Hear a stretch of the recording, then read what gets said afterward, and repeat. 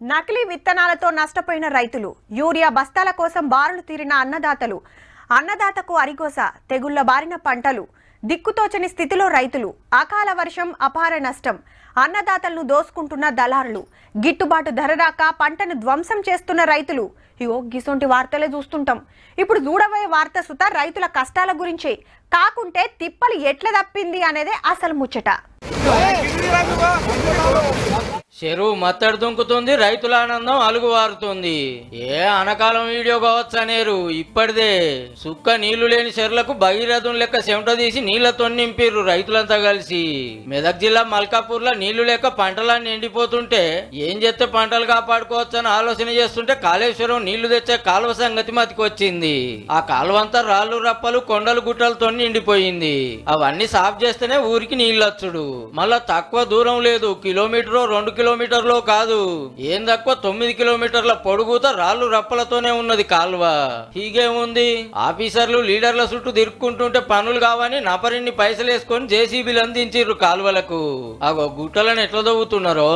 ఒక 9 కిలోమీటర్ల దూరంలో నిలిచిపోయిన కాలువను మార్గ మధ్యంలో బండరాలను, పెద్ద పెద్ద గుట్టలు అవి ఉండే.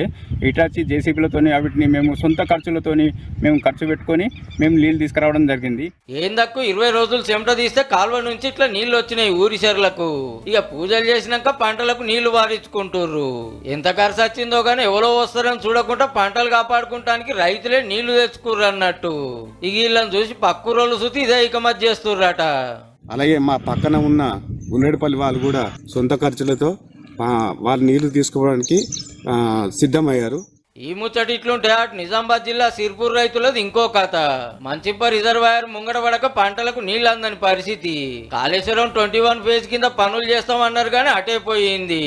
టన్నెల్ పనులు బుత్తాంత చేసి కొద్ది దూరం కాలువలు తవ్వి ఇడిచిపెట్టిర్రు. అయితే రైతుల పొలాల పంట పోయే కాలువలు ఆడాడినన్ని నీళ్లున్నాయి. అవిటిని పొలాలకు మలుపుకుంటే పంటలు బతుకుతాయని మోటార్లు పెట్టి పైపులు చాపిర్రు 45 మంది రైతులు.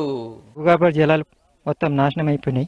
దాని కావున పక్కనే పోతున్నాయి కాబట్టి మోటార్ బిగించేసి పైప్ లైన్ వేసి 1,00,000 ఖర్చు అయింది. దానివల్ల మాకు వాటర్ రావడం జరుగుతుంది. 3 కిలోమీటర్ల దాకా పైపులు దాపిన వాళ్ళు చూస్తున్నారట. పంటలు పండిస్తానికి వాళ్ళేమో అట్లా చెమట తీస్తే వీళ్ళేమో ఇట్లా. అట్లానే అందరు ఇళ్ళ లెక్కనే ఎవలకాళ్ళు ఉపాయాలు చేసుకుంటారు అనుకోకుండా జర సర్కారు చూత ఆలోచన చేస్తే మంచిగుంటది.